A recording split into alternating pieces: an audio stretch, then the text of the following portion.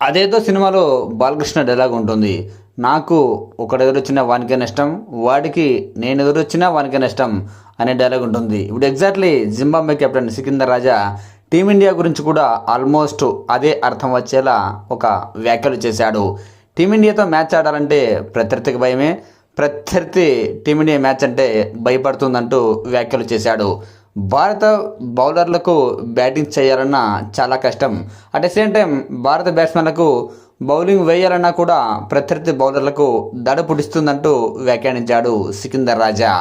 నిజంగా భారత బ్యాట్స్మెన్లకు బౌలింగ్ వేయడం చాలా కష్టం. వాళ్ళు క్రీజ్లో ఉన్నంతసేపు పరుగులు చేయడానికే ప్రయత్నిస్తారు. ముఖ్యంగా సింగిల్స్పై వాళ్ళ దృష్టి చాలా తక్కువ. డబుల్స్, సిక్సర్లు, ఫోర్లపైనే వాళ్ళ కాన్సన్ట్రేషన్ ఎక్కువగా ఉంటుందంటూ వ్యాఖ్యానించాడు. వికెట్ పోయింది కదా, ఒక 2 ఓవర్లు చూసి ఆడదాము అనే ఇంటెన్షన్ ఏ భారత బ్యాట్స్మెన్కు కూడా ఉండదు. 6 మంది బ్యాట్స్మెన్లు ఉంటే 6 మంది బ్యాట్స్మెన్లు కూడా ఇదే మైండ్ సెట్తో ఆడతారంటూ సికిందర్ రాజా వ్యాఖ్యానించాడు. నిజం చెబుతున్న భారత బ్యాట్స్మెన్లకు బౌలింగ్ వేయడం చాలా కష్టం.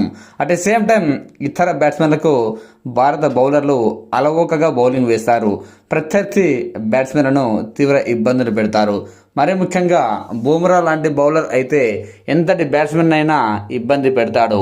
అతనికి పిచ్ సహకారం ఉన్నా లేకున్నా తనకు నచ్చిన అద్భుతమైన బంతులతో ప్రత్యర్థి బ్యాట్స్మెన్లను ఇబ్బంది పెట్టడంలో దిట్ట. అతని బౌలింగ్ను ఆడటం ఏ వరల్డ్ క్లాస్ బ్యాట్స్మెన్కైనా చాలా కష్టమంటూ వ్యాఖ్యానించాడు. భారత్తో మ్యాచ్ అంటే ప్రత్యర్థులకు నిప్పుతో చెలగాటమేనంటూ సంచలన వ్యాఖ్యలు చేశాడు. భారత్పై గెలవడం అసాధ్యం, సొంతగడ్డపై అయితే మరి అది కలలో కూడా జరగని పని అంటూ వ్యాఖ్యానించాడు సికిందర్ రాజా. కాగా లీగ్ మ్యాచెస్లో జింబాబ్వే జట్టు శ్రీలంకపై గెలిచి అలాగే ఆస్ట్రేలియాపై గెలిచి సంచలన విజయాలు నమోదు చేసి సూపర్ 8కు చేరింది.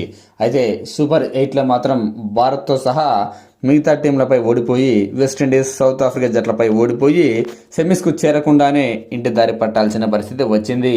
అయితే వరల్డ్ కప్ ముగిసి చాలా రోజులు అయినప్పటికీ యుద్ధ పరిస్థితి, ఇజ్రాయెల్ అమెరికా యుద్ధ పరిస్థితుల దృష్ట్యా విమానాలు అందుబాటులో లేకపోవడంతో వాళ్ళింకా మొన్నటి వరకు ఇండియాలోనే ఉన్నారు.